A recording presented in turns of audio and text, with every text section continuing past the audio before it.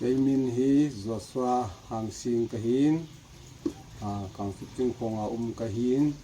lối nu min hi mina cái hin kasapa min hi tuần sinh cái hin gal mấy lấy gal không cái bật na cái hồ hin giảm là đi cái in water supply mona su Assam Rifle ho to wa hin amo ko ma ka thai lu le sa sun amo han khat ni jo relief camp tin hong payun ki sa su kom den na hin jun tarik li ni tha lang khung li vel lai hin pat jang mola to ke song lu mola he ông cái cặp tàu vin phát giang mua là xin mấy thầy họ min cái sông lung at sun hồ gạt họ to ông cái cặp tàu vin thì sao chú cái sao gam la dễ sun fencing com lang at su tuy con coi hin tuy su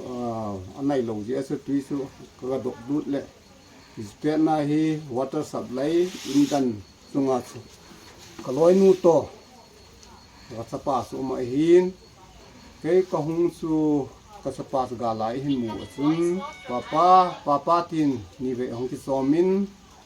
in kowin athum vei san na chu e ko man tapon mei chang en kha pha na sun ka loi nu hong peng in ka loi nu su mei thei hi sun dada angang ja dre an ti in ka sai to le thi san an luang tan ka loi nu nan pom thei in Assam Rifle ho MI room langa ka photo hanin first aid board nga ka po hala mo doctor ka ompo we kampandar bo kahi ativin amo ho sun alon je ka heta po win cha chun amon oxygen bu pe win nawang su isan ge chun seres be se lowin ka hen aje chu an chu ti khati tin ko ai hana lai jin MI room gia ma khai gen ko ai hana lai jin hi hin la hi cha chun gari ma om wa lo ji chun mi hon commander pa chun ken risk lanang atin al risk la su ke ya la hin amahon ai po pi du ham ka ti lai chi chi talovin amahon police commando ho kovin isa chu ambulance hong win isa chu heng do ta win ken na kham je te pon aji chu ke chu kalung gel chu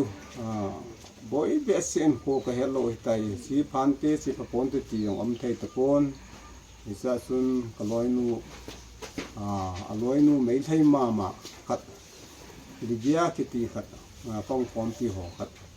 ma su ken ka sol tha in ke lung ge la chun ti mati lo dam mai thai a hi je chun mai thai la che su i mati lo dam tia ka na ge la hin tin la a che su olympia na tin pa win mai thai nu pi hon sa chun i roi sem vela ke ga za da na chun sa chun phon i ma la pi un sa chun a sei ama hon mấy thầy nó hiểu hin non cái god đi nó đây lâu giờ Christian nó lụt hin toa hi nó đây lâu cái hòn cái god đi ở tại thì bên Assam muốn anh đi sẵn muốn chịu sự không muốn ra chỗ thảo thầy không vào ambulance không à chỗ có hi thì hi Assam lắm cả anh sẽ nói hi